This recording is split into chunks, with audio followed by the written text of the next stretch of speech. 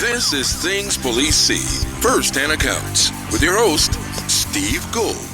Hey guys, welcome to the podcast that interviews active and retired police officers about their most intense, bizarre, and sometimes humorous moments on the job. I'm Steve Gould. Thank you for joining us. Great to be with you again, trying to get these out more regularly. I hope you guys are enjoying them. I noticed that we're getting a lot of messages, a lot of interaction, a lot of ratings and reviews. I really appreciate that. Please continue to rate and review on Apple Podcasts. It really helps us out, helps us get eyes on us by the right people. I want to thank the people who donate monthly, faithfully, keep the lights on over here at Things Police See. I truly appreciate that. You guys are awesome. That's Lauren Stimson, new donor. Thank you, Lauren. Jeremy Woods, Tony Fahey, Jacob Ruth, Rich Emery, William James Long. That's Deputy William James Long to you.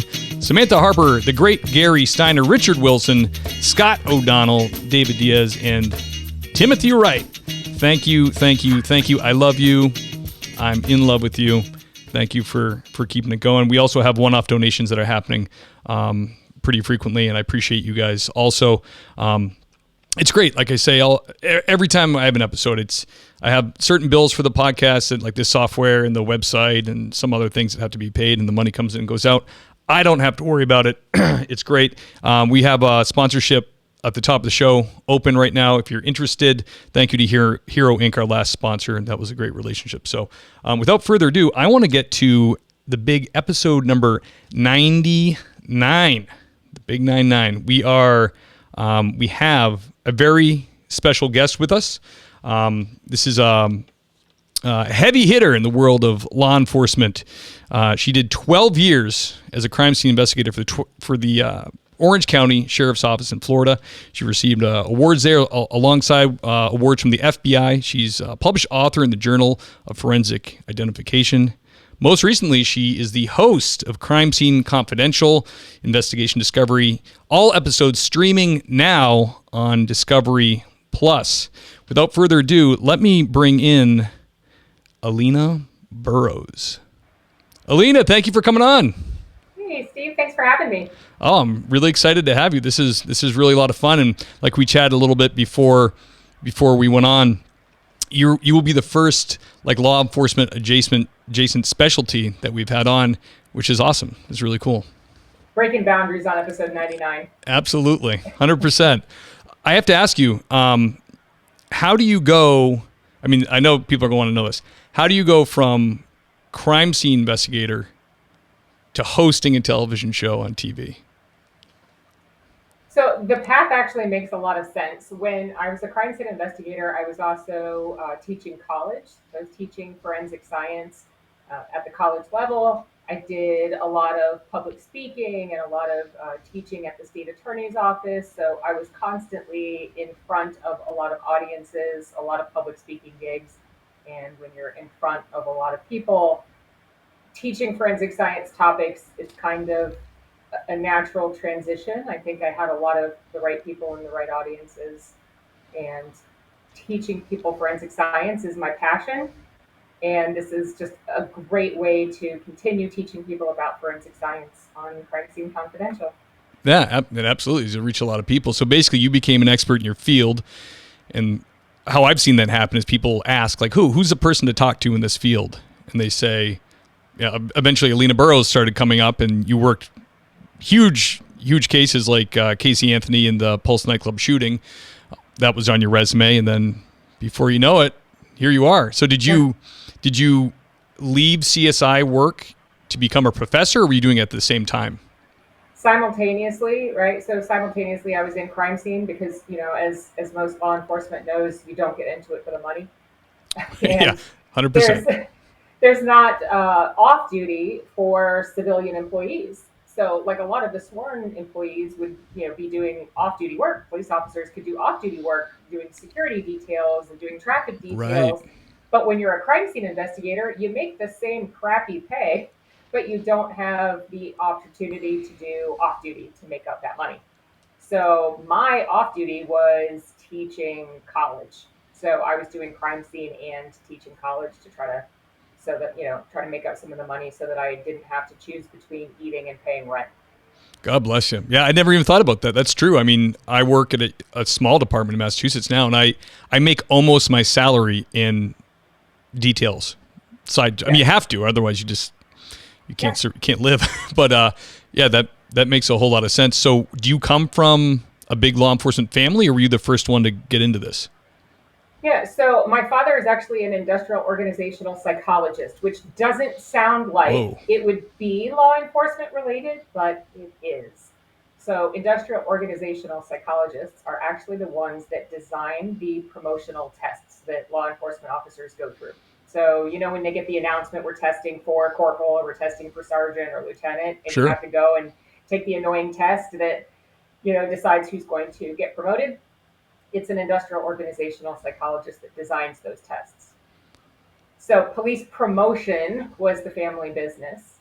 And when I was working on my undergraduate degree, I actually went to work for my father and actually started writing the tests to help police officers get promoted. Wow. And the other side of the testing aspect is the training aspect. So there's selection on one side and training on the other. And I would help police officers train for these tests.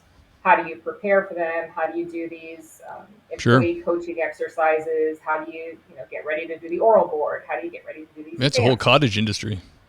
Correct. So I would just automatically, I would be drawn to the crime scene procedures. And I started reading the crime scene procedures. And I said to my dad one day, I really think this is what I want to do. I think I want to be a crime scene investigator. And at the time I had a 4-year degree. I had an undergrad degree in communication. And I called the sheriff's office where I worked. It's a big sheriff's office. And I said, what are the qualifications to be a CSI at your agency?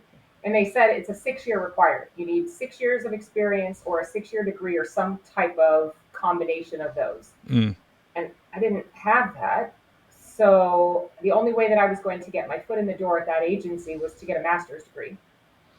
And so I went and I did that in 3 semesters. And I came back, and I'm a glutton for punishment. And I came back to Orange County and I said, okay, check. I have that 6 years. So can I be a CSI now? Wow. Good. I mean, geez. God bless you. Cause that's, you could have taken that big brain and made some real money, Silly me. I'm one of those people that wants to save the world. Yeah. What did your dad say? Did he give any pushback? Like, well, you might want to be an attorney or something. No, but it's funny. I considered the attorney route, and crime scene has just, from the beginning, I fell in love with it. That has been my passion, and I think it will always be my passion. That's the way it is. It's a calling, that kind of job. When I was doing backgrounds for LAPD, I'll never forget, I had this Korean dad call me screaming at me on the phone because his son had gotten like perfect SAT scores, accepted to all these schools, but he was hell bent on being a cop in LA and don't pay good, very dangerous. And the dad was like, with a heavy Korean accent, he's like, if you think I'm going to give him my green light to go ahead and do this, like, because you have to interview the parents to make sure there's not an issue. Yeah. So it didn't hold the kid up because he made it clear why he was doing it, but he was really, really pissed. All of his brothers and sisters were lawyers and doctors, and he wanted to hit the streets. I mean, bless my parents' hearts. They've always been super supportive of me, regardless. But I know I went into work, and I remember for a fact, I started in 2003 as a CSI, and I made $13.64 an hour, with that master's degree. Yeah.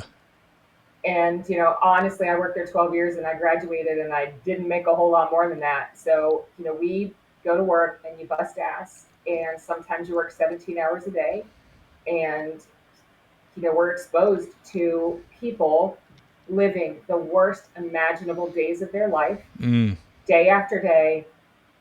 And you really do, I laugh when I say that, but I did have to decide whether or not I was going to eat or pay my rent.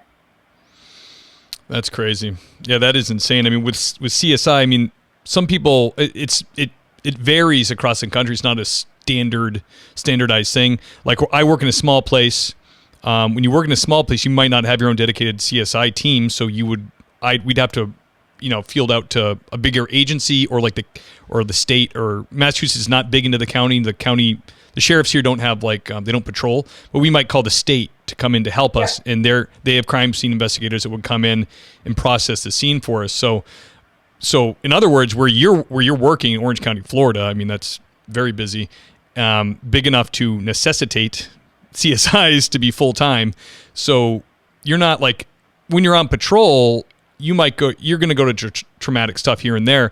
But as a CSI, it's almost always traumatic. It's like you're not getting called. You're not going to have that win where you're like, hey, help get this kitten out of a tree. It's going to be like always, this is horrible. We can't figure out where the rest of the body is, type of thing. Right. Every now and then you might get a reprise, with a bank robbery or something like that, some intense burglary or something. But, there are a lot of violent deaths that you work. And, the good news or the bad news of it is that you get really good at your job really fast. Yeah, like baptism by fire, right? Absolutely is. What is the I get it that you had the credentials to get in, and then is there an equivalent like field training program they do for a CSI? Yeah. You kind of shadow somebody? Yeah, so we have a field training program exactly like sworn. As a matter of fact, it's the same field training program that the sworn officers go through. It's just makes sense. More geared towards crime scene, and then we have a variety of different programs that we would go through. For example, bullet trajectory, blood stain pattern analysis, and then we would go through some separate kind of niche classes as you kind of figured out which specialties that you liked. But we had some core classes that everybody really needed to go to. But on top of that, we would get training in things like forensic anthropology or the recovery of buried bodies and circus skeletons. And it's fascinating. We would go to some kind of niche things as you would go to trainings or conferences. And I've done the examination of gastric contents. So you would do things like death determination by examining gastric contents. If the last thing you ate was waffles, you probably died sometime after you ate breakfast. Or, looking at things like that. Right. So a lot of kind of interesting things. You're like Lady Dexter, or let me fix that. He's like male you, because you're the real deal. He played it, but this is like what it is, right? That's that show. To clarify, I do not murder people. Oh yeah, that portion's not true. Of course. Well, we don't know. You could. We don't know if that's true, Alina. Come on. I'm stating right now for a fact, I do not murder people. Okay, for the record. So as of this moment, not yet.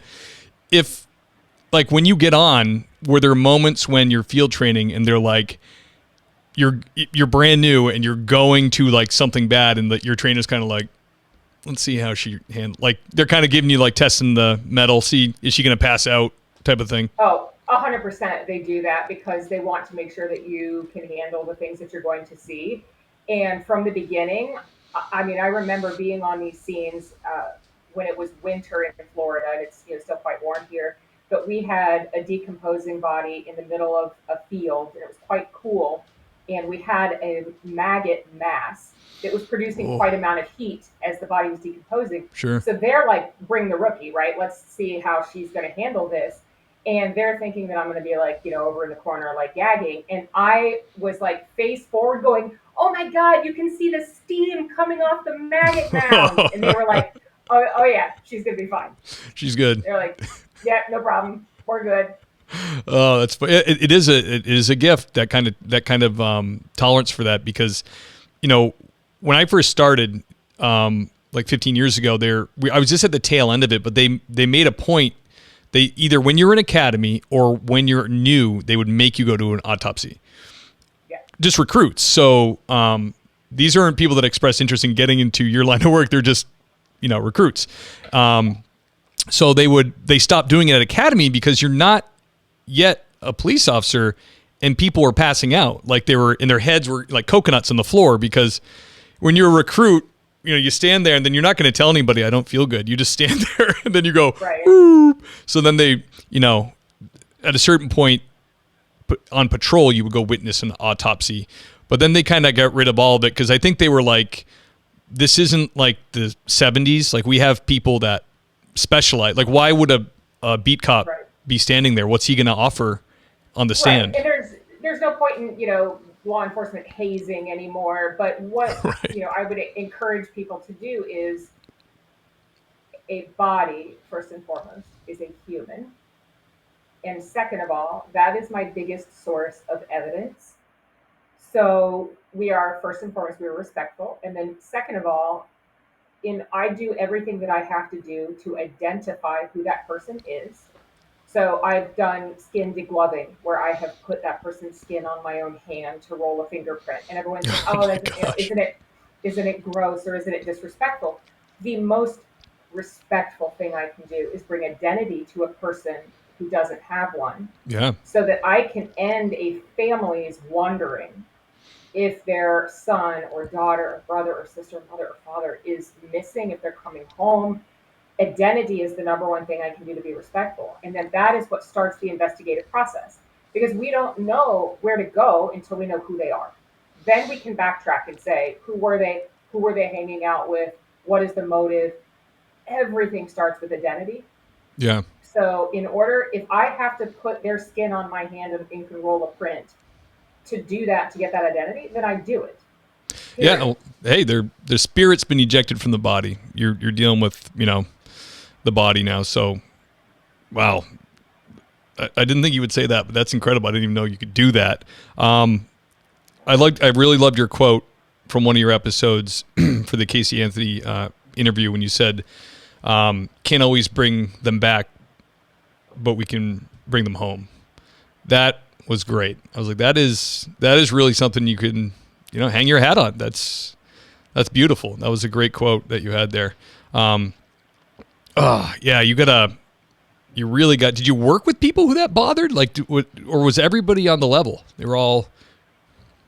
I think the majority of people that go into crime scene go into it because they know that they have, the stomach for that. I think very few and far between. We had a few that after time in the field, and believe it or not, the average burnout rate for a CSI is very low. It's like 3 or 4 years, Yeah. just based on what we're exposed to. Oh, I get it. That that got to the point where they were like, I'm good, I'm out. So there are people that do Peace it for out. careers, and yeah, and it doesn't bother them. There are people that I think get to a stage in their life where it makes sense. When you're young and you're single and you're good, it makes sense. And then they move to a phase where they have families and they start to associate Mm. more with the victims, and then they go, this doesn't fit into my world anymore, and I'm gonna go. Yeah, I've seen that too. I mean, early in my career, I was a natural resource officer, and we had right before I got on this particular agency, there was a drowning, and the boy, it was like a 5-year-old boy in a pond, and one of the officers had been one of the recovery guys, and nothing ever bothered this guy, I was told, and then, but he had a kid the same age. And he came into the boss's office and he's like, I got a problem. He goes, the last week I've been sitting on my kid's bed, staring at him sleep. Because the kid looked a lot like him too. And you just never know when that can get rattled around inside your head, what's going to bother you. That's it. And I've always said I talk very openly and freely about PTSD in law enforcement, and I think we need to normalize that because there's such a stigma, and they teach you, I think, as you go through law enforcement, like that if you have feelings, they go, this might not be the job for you. Right. Bullshit, right? If we didn't have feelings, we shouldn't be in this job, because we do this job to protect people that we have never met, to solve murders of people we have never met. If we didn't have feelings about those people, then why are we there?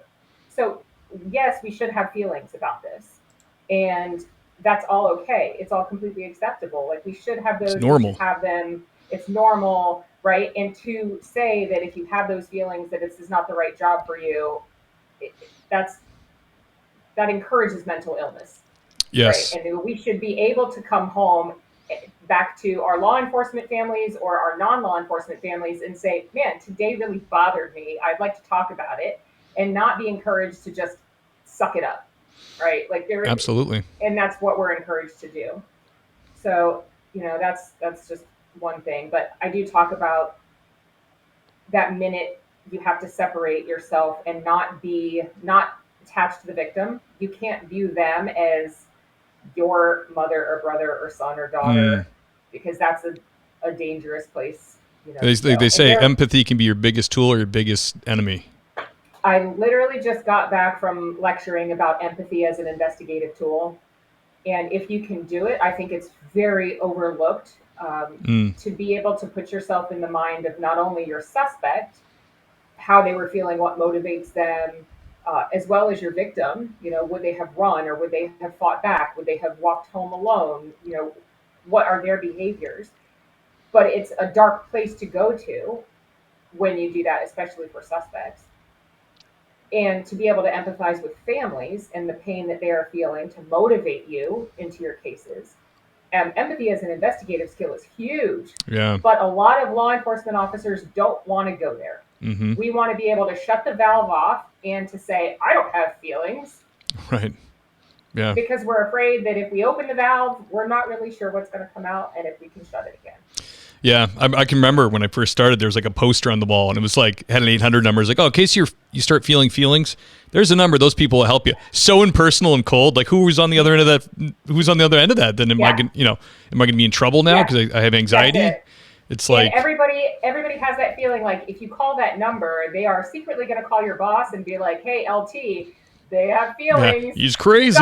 You got a problem. Like, Steve's not right for the job because he's feeling feelings. Yep. Like, we're encouraged to do what? Like, go have a beer. Right. Yeah. The word that does not work for most people. No. When I was very, very young, I bought a sandwich one night from a local restaurant. And then like 2 hours later, was back, and the guy who sold it to me, who I knew, had known for years, dropped dead when they were closing. This girl from the kitchen was out impishly trying to do CPR. Like, basically, she saw CPR on TV and was like, is this it?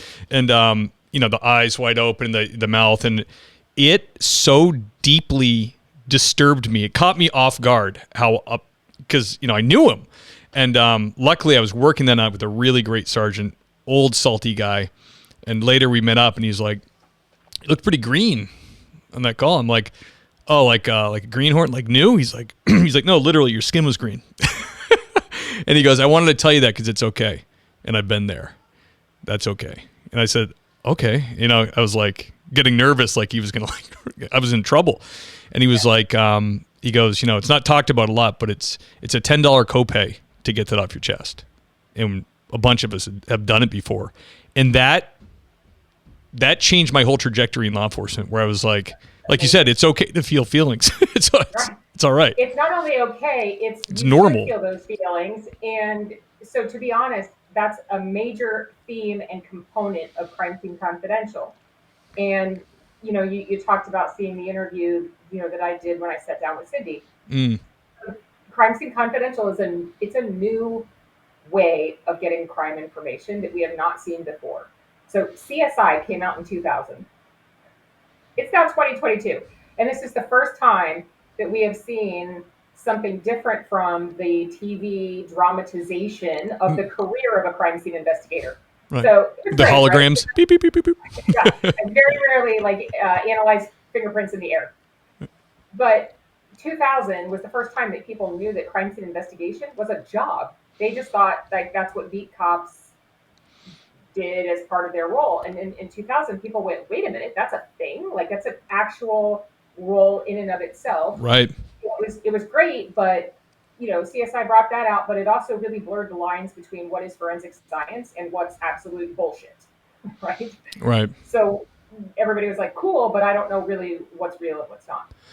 And now, like, fast forward, we saw cops, and we saw a lot of like police detective shows, and you might have seen a crime scene investigator there, but they were always like in the background doing their thing. And now it took until 2022 with Crime Scene Confidential to see. Now we're going to watch what actual crime scene investigator, like we're going to watch evidence.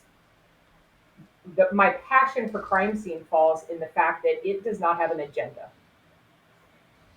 We see, prosecution has an agenda, certainly, and the defense has an agenda. Detectives get hooked on things.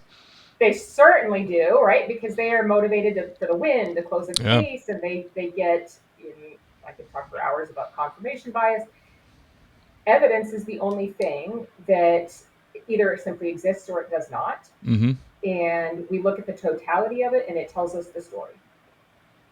So Crime Scene Confidential exists to look at evidence. I navigate us through the cases as a CSI to help explain, what this means. Is this meaningful? Is it not meaningful? Maybe it doesn't mean anything because people go, "Ooh, a particle of GSR. Is that relevant? Is it not relevant?" And empathy is also a core component of the show. Empathy, compassion. And you see that in a little bit in the interview with Cindy. Absolutely. Yeah. It was good. You're good. You're a good interviewer. I mean, it's funny that you could be good at the CSI thing, but also with people, It's like you think of like someone who's very analytic and sciencey. I don't imagine them being a great communicator with fellow humans. Because a lot of times that's the case. You get like a lot of my buddies that are very analytic or very sciencey don't have the strengths. So it's a tight show. Like even the just the intro for it, like the 3-minute intro gets you pumped to watch it. It's really cool. It's so funny because it's like you're saying, the CSI thing is getting recognition, which is good because like when I first started at a local agency, I remember finding a fingerprint box with like the things in there. And I remember asking my supervisor being like, "Do we do fingerprints?" He's like, "Oh," he goes, "They used to certify us in it back in the day when we couldn't get CSI here and we would do it." I said, "Well, how would that go in court?" He goes, "Oh, terrible. We were terrible." They would send them to a 4-hour class. You'd get certified. So then you could testify and go, you can't really testify to experience, but you can testify to training. I took this 4-hour training class and, the jury hears that and they're like, I don't know. So it's like, PD's trying to limp their way along. But the falsehoods push in the early 2000s about what was capable, like the hologram images, I've actually used that before in interrogations because people believe it. Like you can tell we sent the info out, they compiled the data up at county and they're like, they just start sweating like, "Oh my gosh, I'm done." And they confess. I'm not ashamed to admit that one time on a crime scene, I may have sprayed disinfectant on somebody's hands and then just gone and conferred with a detective on the side and then come back and been like, "It's not looking good. You want to tell us something?" And then they're over there sweating. And I'm like, I literally just sprayed the stuff I put on the bottom of my boots when I walk out of like a decomp house. Yeah. And I'm over there like spraying and then telling them, "Man, it smells like spring fresh. And that means you fired a gun." So, that's so good. Absolutely. Let me circle back to working with detectives. I'm sure there was a time when you discovered evidence, like a detective has a very clear path and he's looking at it and everything seems like it's going a certain way, but then you find something to counter that. Would you get pushback or would they just be like outwardly bummed out, like, or would they get pissed at you? It probably depends a lot on the detective, but most of them would listen to me and be like, "Okay, yeah, that makes a lot of sense." But, right. I remember, one distinct event towards the end of my career when they were like, "Oh, the shooter was definitely standing over here." And I'm like, "No, I have casings over here. I have bullet holes over here that actually went through the corner of a building." So it like literally went through this corner, which trajectory wise means it lines up where my casings were, it lines up with the trajectory. And they wanted to argue with me on that fact. And there's a few things that you should know about me. I always say what I am thinking, and I'm slightly rebellious. Not to be disrespectful, but I will say what I'm thinking. I get especially when it comes to my case. Mm-hmm. And I was like, "Hey, how about you leave the evidence to me and you go interview some people." Right. So I would make it known, but we always had a really good working relationship, especially with homicide, because we worked so many cases, with homicide. Yeah, you would always listen. You would think your specialty unit let them do their job and use what they have. I have a weird question for you, kind of off topic. When I was on Cape Cod, there was a murder in Truro, the Krista Worthington murder. She was murdered by the garbage man. That was the case. Weird move. And I want you to tell me if you've heard of anybody else doing this or if you've done it or your agency. They had the state and like FBI agents were at local stores asking for volunteer DNA swabs. And people were like, no one's going to volunteer to give you, they were looking for, the way it was explained to me, my tiny brain, was somehow not specifically to catch you, but familial. Does that sound right? Familial DNA? Yeah. Would that ever work? Just asking people to randomly donate DNA? I mean, I suppose because they're not going after that person. They're just trying to see if they're related to the person that did it. Right. And as an investigative lead, it would also be good because, you're thinking, hey, if I ask you for your DNA and then you're like, no, maybe you'd be like, maybe we want to look towards that guy or that direction. If you get like really hinked out right away and then start acting squirrely, maybe it's like, maybe we should start looking towards them. Right. Or they're like a sovereign citizen type. Let me put it this way. If it was your community, would you give a voluntary DNA swab for just voluntarily? I would, because I'm not doing anything, but I also know a lot of people that aren't doing anything that just have that belief of, I'm not giving my DNA to anybody because I don't know what it's going to be used for, or I don't want the government to have access to my DNA for no reason. And they're not doing anything wrong. They just don't feel like anybody else should have access to that. Right. Because now Elon Musk is going to buy their DNA and he's going to make his own Twitter robot. I don't know. Right. That robot looks exactly like me. What's happening?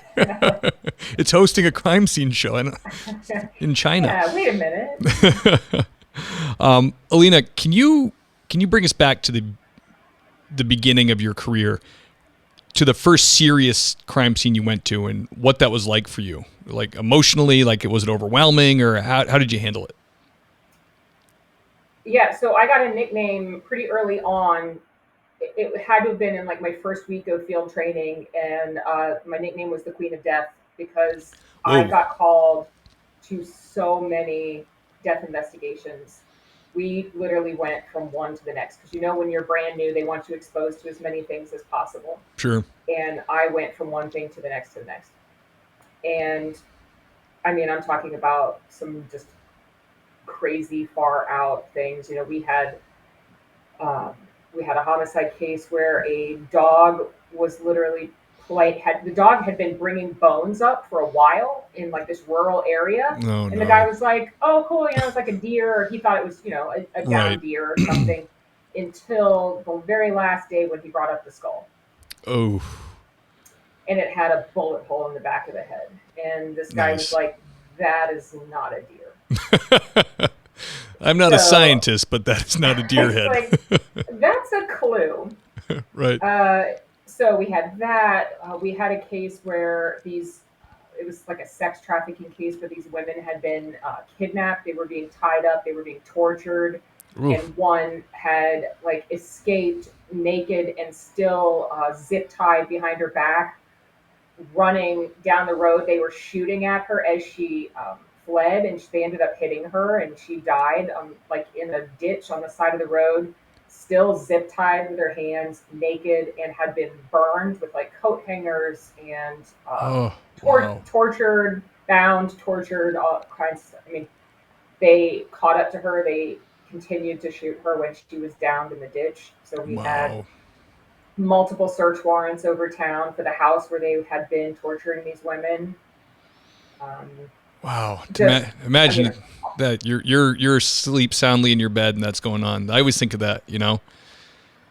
That's there's that quote of rough men stand ready in the night. Right. While you sleep soundly in your bed, type of thing. And it is true. There are certainly two realities that are going on in this world. There is one that we are aware of, and there is one that the general population is aware of, and it's almost like the two shall never meet. Right. And it's so that one part of the population can sleep soundly in their beds at night, that the other population exists. Absolutely. It's true. I mean, even in small communities, I mean, you'll see behind the veil. You go into people's homes and see what they're doing in there, what doing to each other. I know everything about everyone, and crime scene investigators know every secret that anyone has ever tried to keep. Yeah, I bet. Not nice stuff. I was just saying recently that I had a little. I walked away from law enforcement for just about 4 years before I came back. I was in Southern California, but I told my wife, I was like, you know what I just realized after a year of not being a cop? I was like, I never feel stressed out. Like nothing stresses me out because there's never, like when you're in law enforcement, you see horrible things and go to horrible events and your adrenaline dumps a lot. But when you stop doing it, everything is okay. Like any crisis at work, you're like, whatever. Oh yeah, yeah. Because I work in the corporate world now, and every time somebody emails and they're like, "It's an emergency," and I'm like, "Oh really? Yeah. Really, Carol? Is it an emergency? Yeah. What is it though?" Let me send you some pictures. That's awesome. Alina, can you touch on, I mean, this is going to be a hard one for you, but like, what's a really bizarre one you went on? I mean, you just said one, but do you have another bizarre one? I have years of bizarre stories. Autoerotic asphyxiations are always bizarre ones to go on. So it's funny. It's also funny and bizarre. So my dad did a ride along with me one night. And, Oh, wow. Professor Dr. Burroughs. Yeah. Dr. Burroughs does a ride along with me. And I'm like, Dad, I can't make any promises. I was working night shift. So for me, night shift was 2 p.m. until midnight. And I'm like, you could ride. I'm the only CSI on night shift. So we'll sit at the office. We'll wait. I don't know what's going to come in. So we get a call. And it was a death investigation. So Dad's like, cool, we're going to see what you do here. So don't know what I have, pop in the car, go on the way, get to the investigation. I confer with the homicide detective before I go in. I'm like, Dad, hang back here. Let me go in, check it out before, we go inside. I want to make sure it's not a homicide scene before I bring a civilian in with me. Sure. So I go inside and I check out the scene. I look around and I look to the homicide detective. And I'm like, you know what this is, right? And they're like, yeah, I was thinking that might be it. It was an autoerotic asphyxiation, and my dad is riding along with me. Oh, so embarrassing. And I'm like, how do I explain this to my father? Yeah. So yeah, we had a talk. This is what the kids are doing now, Dad. So sometimes so that was an interesting one. Yeah, we had in an academy. We had a case like that where they were trying to figure it out, and it was a kind of a show us that things don't always go the way you think. They thought he hung himself, but his pants were around his ankles. So they were like, but he was also like 76, and it was like a very Christian family. So that was like they did not want it to go this way. So exactly. One of the investigators actually ended up getting on a stool because the rope was on a door. And he had a system rigged up so usually it would release before he passed out. And sure, there's always a fail-safe. Yeah. Right. So and it didn't work. But she got on top and she saw grooves in the door and she said, "How long have you lived here?" And like, "We've lived here 40 years." And he was like, "You're gonna have to sit down because Mom's not gonna want to hear this one, But that is a phenomena. I think who's a kung fu guy? Carradine, David Carradine. David Carradine, yeah, and U2, the singer from In Excess. Oh, really? Is that how he went too? Michael Hutchins. I cannot think of a less sexy thing than being choked. That's the one thing I think is like death is the great equalizer. There's just no good way to go. It's the great equalizer of all. Like everybody is equal in the end. Yeah. I always used to ask my dad. I'd say, if you had to die, wouldn't you want to die like fighting for your country or in battle? I'm like 10, and my dad was like, I'd like to read my book and then put it on my chest in my chair and then just not wake up. I'm like, well, that's so boring. Don't you want to like get blown up? He's like, no. Yeah, fiery explosions. I guess you don't know what's going on, and you don't have to. Right. Yeah, you're here one moment, gone the next. That's not so bad. Yeah. Alina, can you tell us about any positive situations in the CSI land? I mean, certainly you had to deal with people. So, was there ever an opportunity to like do some follow up or have a impact that was,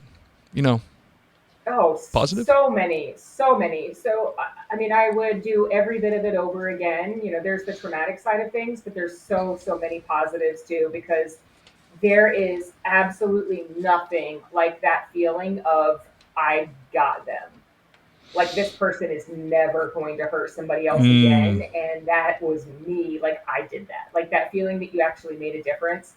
I had one really particularly heinous case, and I mean it was just like terrible. And crimes I think against the elderly to me are particularly heinous. And this woman Yes. was recently widowed. She lived by herself Ugh. in like this home, and this particular person broke in and beat her, raped her, Oh. and like duct taped her, tied her to a chair, left her for dead, kicked the chair over and left her. And this woman somehow got like the wherewithal to crawl and like pull her chair to find an old lunchbox on the floor and get a knife and cut the duct tape that was binding her wrists and free herself and call 911. Wow. So I got to the scene, and uh, the first thing that I noticed was in the kitchen windowsill. You know how you keep like your soap and stuff on the back behind the sink? There was like these little louvered panels of glass, and they're the type where they were slotted so that if you opened one, they both opened, and there's just a really small gap between them. But all the soap on the back was knocked into the sink. So I was like, that something's disturbed, but that wasn't the point of entry. And so I found the actual point of entry, but that bugged me. And I'm like, I think they tried to get in there first, and then they realized when you opened one, they both opened, and it wasn't like one was just going to open and leave them a big gap. Okay. So I processed that glass for prints, and as soon as I did, I got thumbprints on both sides where somebody Nice. had put their hands and tried to lift that glass. And like I say like the longer you're in this job, you get that spidey sense. Yep. And as soon as I put powder on that glass, I said, this is our suspect. Like I developed the prints, 4 fingers on one side and thumb on the other, 4 fingers on one side and thumb on the other. Clear as anything. Like we would say I could read his social security number on them. Nice. And I lifted them and I put them on the card. And I remember walking over to the detective and saying, you're going to think that I am crazy, but these are our suspect's prints. Please take them right now. Because normally when we would leave a scene, we'd take all the prints with us.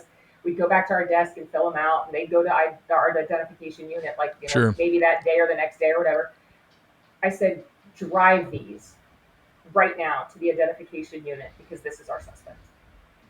And he drove them there, and they identified a person that lived a block away that had very coincidentally booked a flight to New York that morning. How convenient. And they had the NYPD waiting for him on the other side of that flight when he got off the plane. Sweet. And so he was found guilty and he's serving time. And I was just like, yes. Yeah. I wanted to be there when this little got off the plane thinking he was scot-free. Nobody was ever going to find him.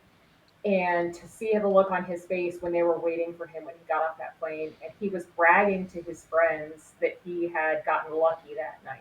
Oh, what a demon. I mean, how else can you describe him but just an evil person? Yeah. Wow. So just that feeling to think that you may have, I can't undo the horrible things that have been done. Right. But I can damn sure make sure that they don't happen to somebody else.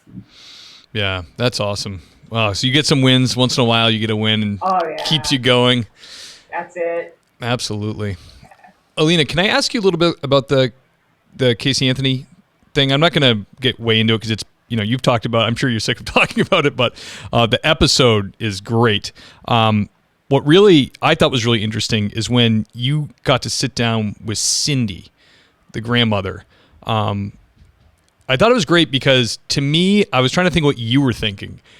Because here you are, the CSI, working to get her daughter convicted of this crime.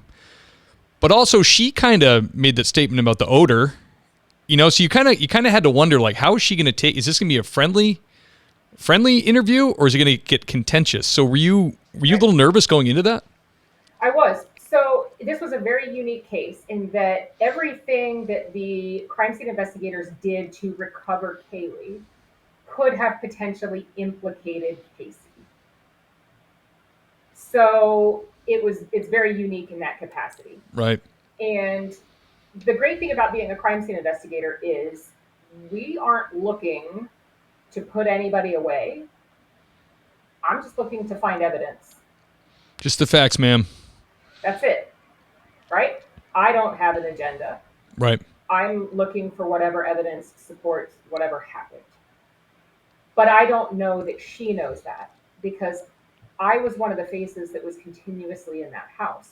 I was serving all of the search warrants at the house. And I was in the backyard for the initial search in the backyard when the canine Garrus hit. Mm-hmm. I gave a positive alert in the backyard. And I was on the recovery site for 10 or 11 days. Can't remember exactly. So I was there when Kaylee was a missing person. And I was there when it was a homicide. So I was there when we were looking for things that we could do to try to identify Zenaida. And I was there when Casey was the suspect. Mm. And I was there in the house when George and Cindy were very publicly grieving the loss of their granddaughter. And I think it's very intense that that's their safe space. That was Kaylee's bedroom. And here's me coming in the bedroom and taking pieces of their granddaughter that was left. You know, the bedding from the bed and the pillows and the Winnie the Poohs, and being empathetic. I think of them grieving, and I separate Cindy and anything that you think about her lying or covering anything up. I separate that from the fact that she has lost her granddaughter. Sure. She's still grieving that loss. And here is a team of perfect strangers, detectives, FBI agents, crime scene investigators, faceless people coming and going into their house. Their house is no longer their home. And they are just taking away pieces of their granddaughter a little bit at a time. Mm. And how hard that must be to them, seeing it just stripped. Yeah, absolutely. And this is her family that's on trial. You know? And also potentially building a case against their daughter. So they've already lost their granddaughter, and now they're thinking, you're taking away all these pieces of our grandchild, and now what's next? Are we going to lose our daughter too? So I think from that angle, how terrible that must have been for them. And I separate that from any thoughts about, are they lying or covering things up or protecting them? I have to compartmentalize those two things in my head. Yeah, just to function. You'd have to, absolutely. The evidence you guys compiled was pretty good.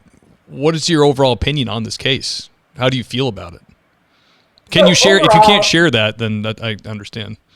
No, overall, what I like to do in this case or on any other case is I share all of the evidence, and I encourage people to create their own opinions based on the evidence. Mm-hmm. That's what Crime Scene Confidential is all about, right? I give you the evidence, and I want you to make your own opinions. So when, and it's also a bigger picture about crime scene investigation. We look for evidence in what exists, but it is also important to draw attention to what does not exist. There's two sides to an investigation. What do we have? What do we not have? Sure. So when we look at this case, what do we have? We have the car. We have the car with the odor of decomposition. We have a car with the hair with death banding that mitochondrially matches Cindy and Casey. That car does not belong to a third party. That car belongs to the Anthony family. We have the location of recovery where Kaylee's remains are found that is within walking distance from the house. They're just facts. We have the way that Kaylee was recovered.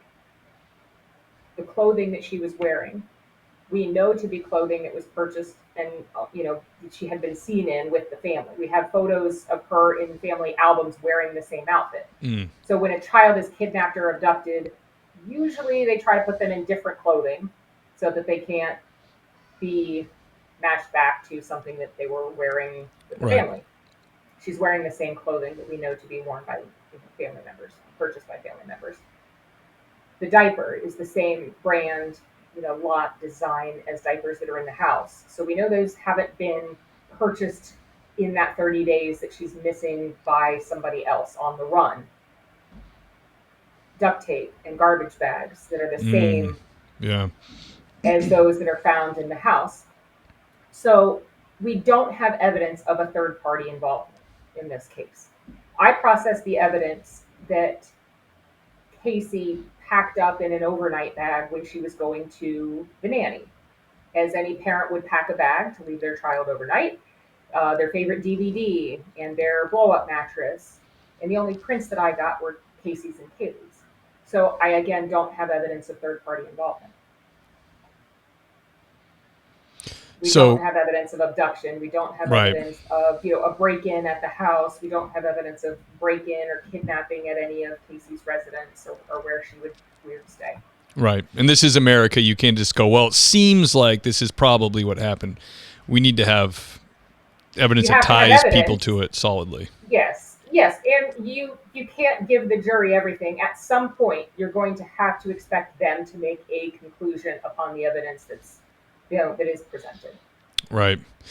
Yeah, that was a wild one. I can vaguely remember it. I remember Casey being very towards the end of it, and to this day being very strange, getting stranger, and her behavior got more odd. She has I Googled her, and she has like a investigation firm or something. I've heard that. Like a PI, which is all kinds of weird, because then they asked her, like, oh, is this so that you can help, pitch in with the investigation? And she was like, no, absolutely nothing to do with that. It's like, all right, very, very strange. Can I ask you a question about the Pulse nightclub shooting? I understand that you were involved with processing the victims that didn't make it. That and we don't have to go too in depth on it, but that must have been overwhelming. It's like being a wartime medic, Yes, and that's exactly what I described it as. I said that when you're in it, I describe it as battle mode.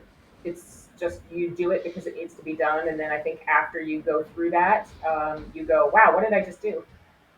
Yeah, you just go like into auto and just get it done. I mean, there must have been a dozen of you doing all different jobs doing that. Yeah, so I was already retired by the time, from the sheriff's office when Pulse happened, but I am part of a emergency operations response team that responds to mass casualty incidents for the state of Florida. Very cool. So it's like DMORT is federally. Florida has our version of that, and as they declared a state of emergency, then we responded to that, and I was at the medical examiner's office, assisting with processing and autopsies. Did any part of you in that call came in be like, I wish I hadn't joined this team? Because you're kind of retired at this point, you get dragged back in. No, not even a little, because I was born in Orlando, and I've lived in the Orlando area my whole life. And I do not know what I would have done to have been a bystander and watched it unfold and feel helpless watching my town go through that level of trauma and not feel like I could have done something to help. So for every bit of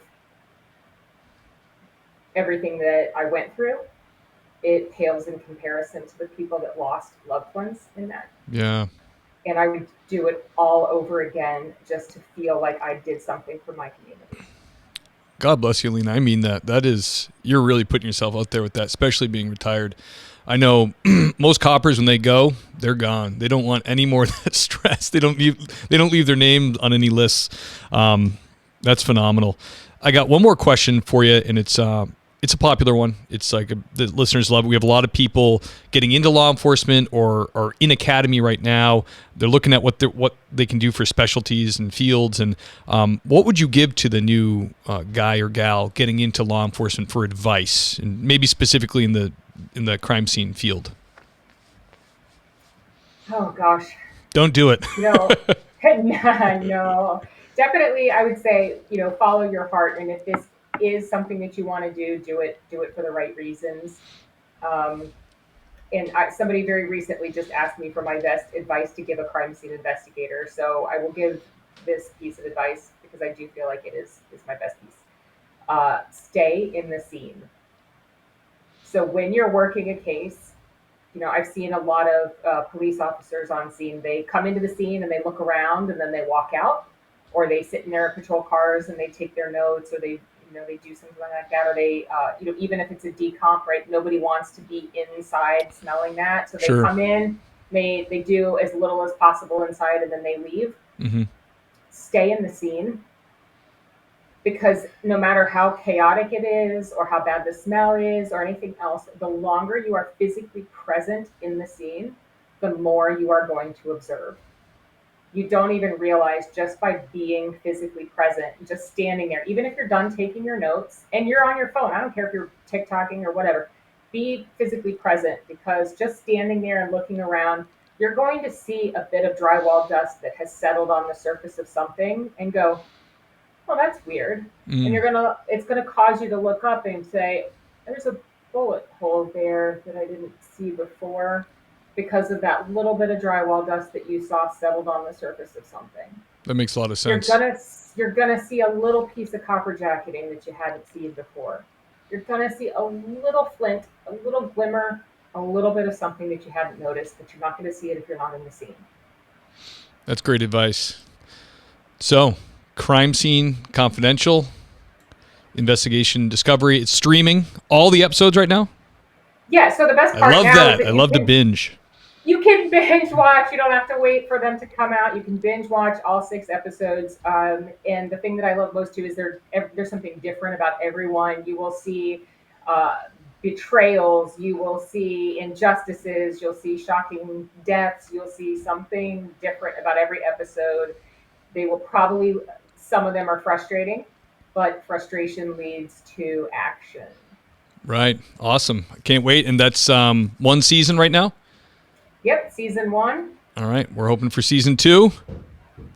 Let's do it. That's phenomenal. Let's do it. It's a great show. Alina, thank you so much for taking the time to come on the show. It was really an honor to have you, and I loved hearing about your past and everything you've done for your communities. Truly amazing. I'm going to do the outro now. I'm going to throw you in the green room. Do you have a second just to stand by for when we finish up? Sure. Great. Yeah. Hey guys, that was episode number 99 with Alina Burroughs. Holy cow. I think we need to make a habit of having other law enforcement personnel on here, not just officers, because that was really eye-opening and fascinating and insane. So very grateful that she could come on. Don't forget to check her out, Investigation Discovery, streaming on Discovery Plus. Go watch the episodes. So good, so good. Let me see. Thank you guys. Please keep rating and reviewing. If you want to be a guest on the show, please go to thingspolicesee.com, scroll down, click Be a Guest, and just give me a quick description of your experience and some stories that you might have from small town. I don't care if there's 500 people in your community to big cities. People love to hear a cop tell their stories. It's fascinating to get behind the curtain there and see what the men and women of law enforcement are up to and what they have to deal with, what they go through on a daily basis in their chosen career. So thingspolicesee.com for that. If you love the show, and you've seen all the episodes and you really want to contribute and you want to be read on roll call every episode, go to thingspolicesee.com and type and click donation, and I would greatly appreciate that. So that's it, guys. Till the next time.